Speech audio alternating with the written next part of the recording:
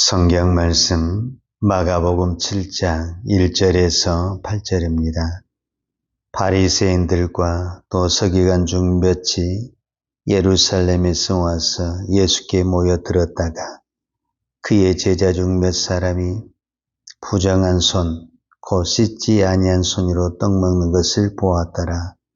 바리새인들과 모든 유대인들은 장로들의 전통을 지키어 손을 잘 씻지 않고서는 음식을 먹지 아니하며 또 시장에 돌아와서도 물을 뿌리지 않고서는 먹지 아니하며 그 외에도 여러 가지를 지켜 오는 것이 있으니 잔과 주발과 녹그릇을 씻음이러라.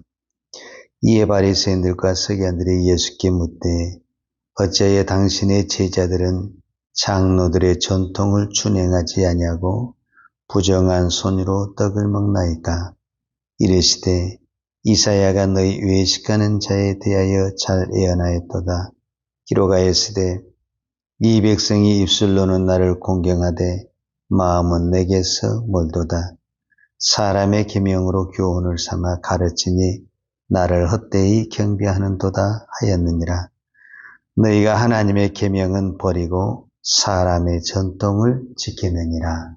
아멘. 마가복음 7장에 나온 이 이야기는 겉으로 보기에는 정결법인 것 같지만 예수님이 말하고자 하는 것은 우리의 신앙, 우리의 믿음이 무엇을 보고 가느냐 하는 것을 말씀하고 있습니다. 자, 오늘 7장 1절에 보면 바리새인들과 또 서기관 중 몇이 예루살렘에서 와서 예수께 모여들었다가 그랬어요. 원래 바리새인과 서기관들은 예수님을 따르지 않습니다. 그런데 이 사람들이 예루살렘에서 지금 사역을 예수님이 갈릴리에서 하고 있거든요. 근데 갈릴리까지 쫓아왔어요. 이 먼 거리를. 그러면 그들이 예수님을 따르기 위해서 왔는가? 그게 아니에요. 이 갈릴리에서 예수님이 우리가 이제 마가복음 6장에서 어떤 사건이 있었냐면 물론 여러 가지 기적이 일어났어요. 병든 자도 일어나고 귀신도 쫓아나고. 이거는 한두 명의 사건이에요. 한두 명의 사건 가지고는 그렇게 이슈가 잘 안 되거든요. 그런데 무엇이 큰 이슈가 됐냐면 예수님이 보리떡 5개와 물고기 2마리로 5,000명을 먹였어요. 성경의 기록에 남자만 5,000명이다 이렇게 이야기했거든요. 그러면은 여자도 있고 아이들도 있고 그렇다고 한다면 약 2만 명 정도 된다 이렇게 우리가 일반적으로 생각을 해요.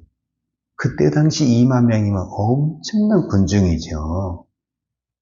그럼 이거는 지역의 어떤 이슈보다는 이스라엘 전체의 하나의 큰 사건이 되는 거예요. 즉 군중과 백성이 지금 어디에 쏠리고 있냐면은 예수님에게 쏠리고 있는 거예요. 그래서 예루살렘의 종교 지도자들이 비상이 걸린 거예요. 비상이. 저건 문제가 있다. 틈 잡을 것이 없는가 조사해봐라. 그래서 이제 종교 지도자들이 급 파송을 하는 거예요. 흠을 잡기 위해서 이 사람들이 온 거예요. 그래서 뭐가 잘못됐나 이렇게 이제 눈독을 들이고 보고 있는 거죠. 근데 딱 걸렸어요. 뭐가 걸렸냐? 2절에 보니까 그의 제자 중 몇 사람이 부정한 손, 곧 씻지 아니한 손으로 떡 먹는 것을 보았더라. 그래서 중요한 것은 무엇을 보았냐? 손 씻지 않고 떡 먹는 것을 보았다. 여러분 사람의 눈이 다 똑같은 것 같아도요. 보는 관점에 따라서 보는 것이 다 다릅니다. 여러분 똑같이 길을 걸어가도 얼마나 길거리에 간판이 많습니까? 건물도 많고 보는 눈에 따라서 간판이 들어오고 들어오지 않는 것입니다. 여러분 내가 만약에 배가 고프다. 그럼 무슨 간판이 들어오겠어요? 식당이라든지 그런 것들이 눈에 들어오겠죠.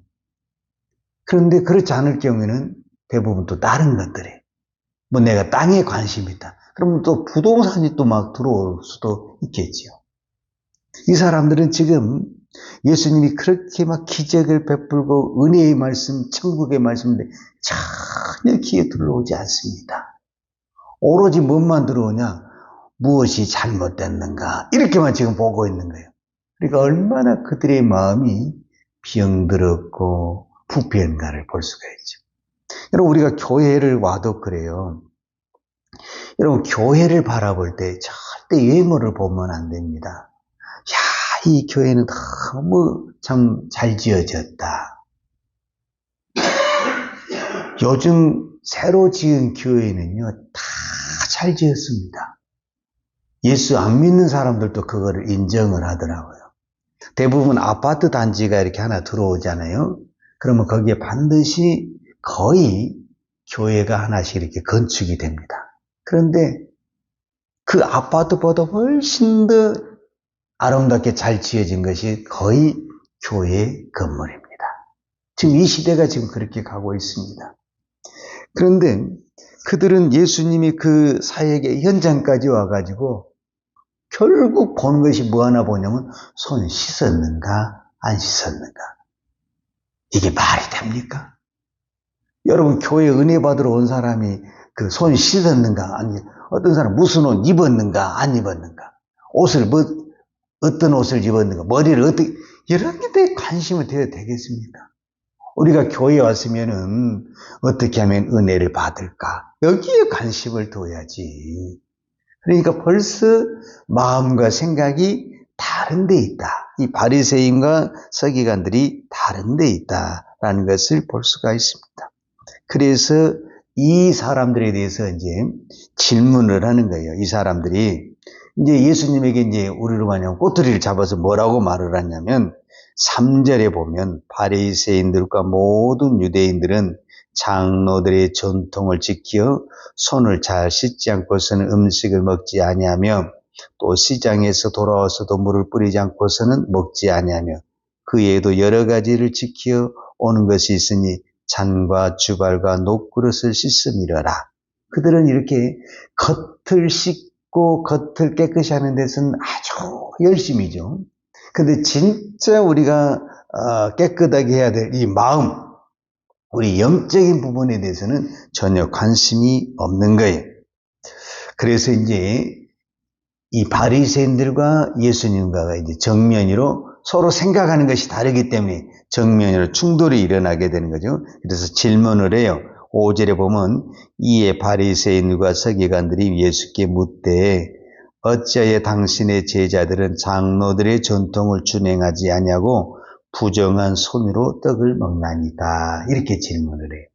이제 이 부분에 대해서 질문을 했으니까 예수님이 답변을 해야 되잖아요. 아, 우리가 급해서 손을 못 씻었다, 이렇게 무슨 이야기를 해야 되잖아요. 근데 이사야서에 있는 말씀을 끌어가지고 정확하니 그들에게 답변을 하는데, 하나님의 말씀으로 너희들의 마음이 더 부정하다, 너희들은 지금 손을 씻지 않는 것이 부정하다고 말을 하는데, 예수님은 손보다 더 악하고 더러운 너희들의 마음이다, 이렇게 지적을 하는 것이 6절입니다. 6절이 뭐냐면 이르시되 이사야가 너희 외식하는 자에 대하여 잘 예언하였도다. 기록하였으되 이 백성이 입술로는 나를 공경하되 마음은 내게서 멀도다, 이렇게 표현을 했어요. 이거는 이사야 29장에 나온 말씀이에요.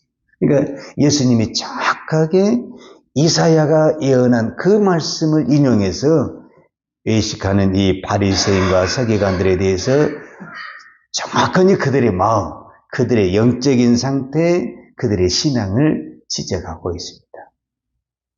그들은 영적이고 마음은 전혀 관심이 없습니다. 그릇을 씻다, 그 다음에 손을 씻다, 이 모든 것들은 다 뭐냐면은 겉입니다. 겉. 눈에 보이는 것에만 관심이 있습니다. 그러다 보니까 그들은 말 그대로 외식하는 신앙이 되었고 형식적인 신앙이 되었다. 그러니까 입만, 우리로 말하면 입만 살아있다. 입으로는 그렇게 하나님을 사랑합니다. 하나님을 이렇게 말을 하는데 그들의 마음에는 오만 가지 죄악이, 세상의 탐욕이 가득 찼다. 이렇게 말을 하고 있습니다. 눈은 마음을 표현합니다. 그러니까 내 마음이 어떤 마음이냐에 따라서 눈이 보여지는 것이 다르다. 이렇게 말할 수가 있습니다. 그러니까 내 안에 믿음이 있잖아요. 그럼 모든 사람을 믿음의 눈으로 보게 되어 있습니다. 그런데 내 안에 외식과 형식이 가득 차잖아요. 그러면 모든 사람을 그런 눈으로 보게 되어 있다라는 겁니다. 교회를 봐도 그렇고 성도를 봐도 그렇고 환경을 봐도 그렇습니다. 그러니까 똑같은 환경을 봐도 믿음이 있느냐 없느냐에 대해서 말이 다릅니까 안 다릅니까? 말이 다르죠. 자, 우리가 그 대표적인 구약의 사건이 있는데 우리가 잘 아는 민수기 13장에 보면 12명의 정탐꾼이 가나안을 40일 동안 정탐을 하잖아요. 똑같은 환경을 보고 왔죠. 그런데 이 10명의 사람하고 우리가 잘 아는 여호수아 갈렙이라는 사람이 말하는 게 다르고 행동하는 게 다릅니다. 왜 이런 현상이 나타나느냐? 장소가 다르기 때문에 그런 게, 장소를 다른 것을 봤다가면은 이건 환경의 문제요, 장소의 문제다 이렇게 볼 수가 있는데 똑같은 장소에서 똑같은 환경을 보고 왔는데 말하는 것이 다르다. 이거는 무엇을 말해주고 있냐면 그들의 믿음이 다르다라는 것을 말해주고 있습니다. 그래서 오늘 또 우리는 믿음의 눈으로 보는 훈련을 해야 됩니다. 여러분 믿음의 눈으로 보지 않잖아요. 교회 희망 보이지 않습니다. 믿는 사람들 봐도 희망이 보이지 않습니다. 그러나 우리가 믿음의 눈으로 보면은요 다 소망이 있고 희망이 있습니다. 왜? 안 될 것 같죠. 그러나 하나님이 하신다는데 누가 말리겠습니까? 이스라엘 백성들이 가나안의 그 정탐꾼이 봐서 우리는 못 들어간다고 하죠. 그렇죠. 인간의 힘으로는 못 들어가죠. 그런데 하나님이 이거를 약속의 땅으로 주었다. 너에게 언약의 땅으로 주었다. 하나님이 주었다 하는데 왜 못합니까? 하나님이 주었다고 하는데. 그러니까 이 여호수아 갈렙은 하나님이 주신 땅이니 우리가 믿음으로 가면 이긴다 이렇게 표현을 하는데 이런 믿음이 없으니까 우리는 이기지 못한다. 우리는 들어갈 수가 없다. 이렇게 말을 하는 거죠. 그래서 믿음의 눈이 필요하다라고 말할 수가 있죠. 자, 신약 성경에 사도행전 11장에 보면은 무슨 사건이 벌어지게 되냐면 11장 1절에서 쭉 이렇게 보잖아요. 그러면 무슨 사건이 있냐면 이 스데반 사건이 이제 사도행전 7장에서 나오게 되는데 그 일로 인해서 예루살렘 교회가 엄청 핍박을 받습니다. 그래서 이제 어쩔 수 없이 그 핍박과 고난을 인해서 예루살렘 교회에 있는 성도들이 흩어지기 시작합니다. 그 흩어진 사람들이 이방에 어디를 가냐면 안디옥이라는 지역에 가서 그들이 흩어졌는데도 막 성령이 충만하니까 어떻게 하겠어요? 막 기도하고 복음을 증거하는 거예요. 근데 이상하게 사람들이 막 모여들기 시작하는 거예요. 막 성령이 역사하시는 거죠. 그러니까 예루살렘 교회가 저 안디옥이라는 사람들 지역에 많은 사람들이 모인다는 것을 듣고 이 예루살렘에서 지도자를 파송하게 되는데 그때 지도자가 누구냐면 바나바입니다. 바나바가 이 안디옥이라는 지역에 파송을 받게 되는 것입니다. 그런데 이 안디옥에 파송을 가서 딱 보니까 11장 23절에 보면 그가 말합니다. 그가 이르러 하나님의 은혜를 보고 기뻐하여 모든 사람들에게 굳건한 마음으로 주와 함께 머물러 있으라고. 즉 이 안디옥 지역에 보니까 하나님의 은혜가 강력하게 임하는 것을 바나바가 보았다라는 거예요. 야, 여기 지금 하나님의 백성들이 모이고 있구나. 여기가 교회가 세워질 것 같구나. 이런 느낌을 받았다라는 거예요. 그래서 바나바가 즉시 어디를 가냐면 그때 당시 이제 이미 사울이 그 예수님을 만나가지고 다소 고향에 묻혀 있을 텐데 고향에 다소를 찾아갑니다. 이 바나바가 다소를 찾아가는 거예요. 그래서 이 바나바가 이 사울이라는 이 바울을 데리고 와서 1년 동안 이 지역에서 열심히 복음을 가르치기 시작한 겁니다. 그렇게 해서 태어난 교회가 이방의 최초의 교회 안디옥 교회가 되는 것입니다. 그리고 이 안디옥 교회가 나중에 이제 사도행전 13장에 가면은 이 교회의 가장 중추적인 역할을 감당했던 이 바나바와 사울을 어디로 보냅니까? 다시 우리와 같은 교회가 세워지기를 원하는 마음으로 선교사로 파송을 하게 되는 것입니다. 그렇게 해서 이 땅의 교회, 오늘 여기까지 교회가 세워진 줄로 믿습니다. 그래서 오늘 또 우리는 이 교회를 바라볼 때 믿음으로 바라봐야 됩니다. 은혜의 눈으로 바라봐야 됩니다. 비록 우리가 이 새벽에 몇 명 안 모이지만 우리도 안디옥 교회까지 될 수 있다. 정말 하나님 앞에 기도하고 우리가 은혜의 말씀을 선포하면 이곳에 하나님의 나라가 세워지고 하나님의 교회가 세워지고 하나님의 백성들이 모여든다. 이 믿음을 가지고 기도할 때 오늘 또 우리가 눈으로 보기에는 보잘것없고 몇 명 안 모인 것 같지만 우리가 이 믿음의 눈을 가지고 기도할 때 이런 교회가 우리 교회가 세워질 줄로 믿습니다. 기도하십시다. 하나님 아버지 감사합니다. 오늘도 저희들에게 기도할 수 있는 힘을 주시니 감사합니다. 오늘도 우리가 이 땅을 살아가는데 믿음의 눈을 가지고 바라보게 하여 주옵소서. 교회를 바라볼 때, 성도를 바라볼 때, 환경을 바라볼 때 믿음의 눈을 가지고 바라볼 수 있는 영적인 눈, 영적인 마음을 허락하여 주옵소서. 우리 인간의 눈으로 보면 희망이 안 보입니다. 가능성이 없습니다. 불평과 원망뿐입니다. 그러나 믿음의 눈으로 바라볼 때 모든 것이 하나님의 은혜요. 모든 것이 하나님의 말씀대로 기도한 대로 될 줄로 믿습니다. 오늘도 이 믿음을 가지고 기도하는 종들의 기도를 들으시고 주여 응답하시고 회복하여 주시고 감동케 하여 주시고 치료하여 주옵소서. 예수님의 이름으로 기도하였습니다. 아멘. 유하는 내게 복을 주시고 너를 지키시기를 원하며 유하는 얼굴을 내게 비추사 은혜 베푸시기를 원하며 유하는 얼굴을 내게로 향하여 드사 평강 주시기를 원하노라.